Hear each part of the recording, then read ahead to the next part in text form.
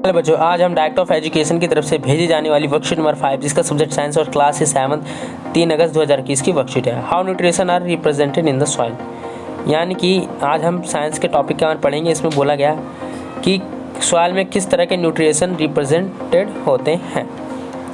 तो पढ़ते हैं। देखिए, Radhika during her visit a nearest crop field so farmer spreading fertilise in the field, यानी कि राधिका क्या उन्हें विजिट किया नियरेस्ट क्रॉप फील्ड, यानी वो पास के किसी खेत में गए, वहाँ पे फार्मर से मिली। She saw the same in the garden, उन्हें गार्डन में देखा। Where garden they using manure in lawn और इन अ पॉट्स, तो क्या बहुत सारे पॉट्स हैं कहते हैं। She wondered why are doing so, तो किस तरह से हैं।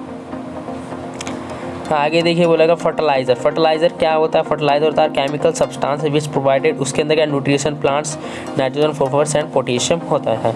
और मैन्यूर क्या होता है? मैन्यूर ऑर्गेनिक सब्सटेंस होता है जिसमें which are obtain from decaying parts of plant and animal etcetera and provide nutrition plants होते हैं। यानी कि फर्टिलाइजर में इस तरह के न्यूट्रिशन होते हैं, मैन्यूर्स में इस तरह के। आगे देखिए बोलेगा plant absorb mineral nutrition from the plant, क्या है? मिनरल न्यूट्रिशन एब्जॉर्ब करते हैं सॉइल से फ्रॉम द ग्रोथ, और उनसे क्या इनकी ग्रोथ बढ़ती है और गुड हेल्थ होता है। So the amount of this nutrition keep on decreasing in the soil, और वो क्या है सारा जो अमाउंट है सॉइल में क्या है डिक्रीज होते रहता है। इसमें बोला क्या most of the pulse dals are obtained, क्या लेग्यूमिनियस प्लांट। तो मोस्ट ऑफ जो दाल्स होते हैं जो उगते हैं वो किस में उगते हैं?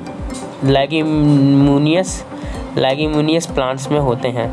Rhizobium can not its own food, rhizobium क्या खुद का क्या ओन फूड नहीं होता है। राइजोबियम का क्या खुद ओन फूड उसका खुद का नहीं होता है। इसे दिस प्लांट प्रोवाइड, ये जो प्लांट है प्रोवाइड करता है सेटेलाइट टू बैक्टीरिया, और दे हैव सिम्बियोटिक रिलेशनशिप, और ये सिम्बियोटिक रिलेशनशिप को प्रोवाइड करता है। आगे फर्टिलाइजर और मैन्यूर के बारे में बताया गया है। फर्टिलाइजर और manure contain plant nutrition such as nitrogen potassium phosphorus, यानी कि दोनों को क्या है, दोनों के अंदर नाइट्रोजन पोटेशियम फॉस्फोरस।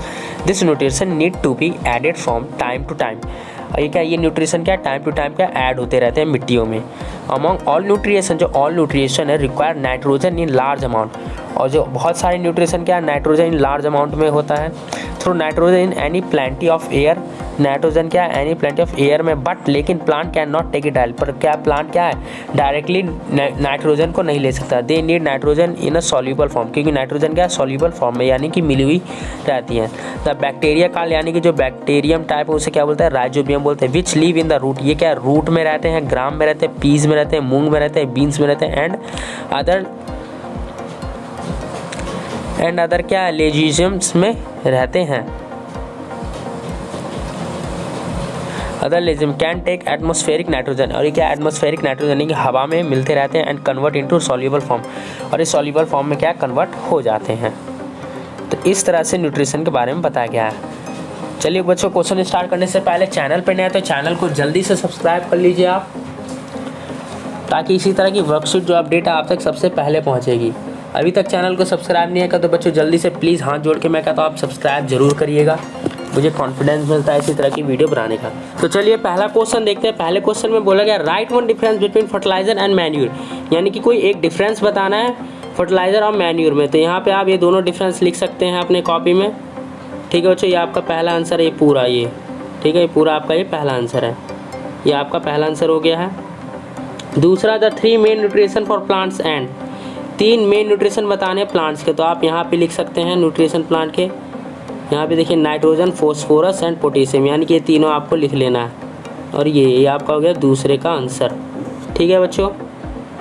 तीसरा देखिए, तीसरा what is symbolic relationship, symbolic relationship बताना क्या है, तो इसका भी आंसर आप यहाँ देख सकते हैं। The relationship between 2 organisms in which both get mutual benefits, ये आपका यहाँ से यहाँ तक क्या है तीसरे का आंसर है।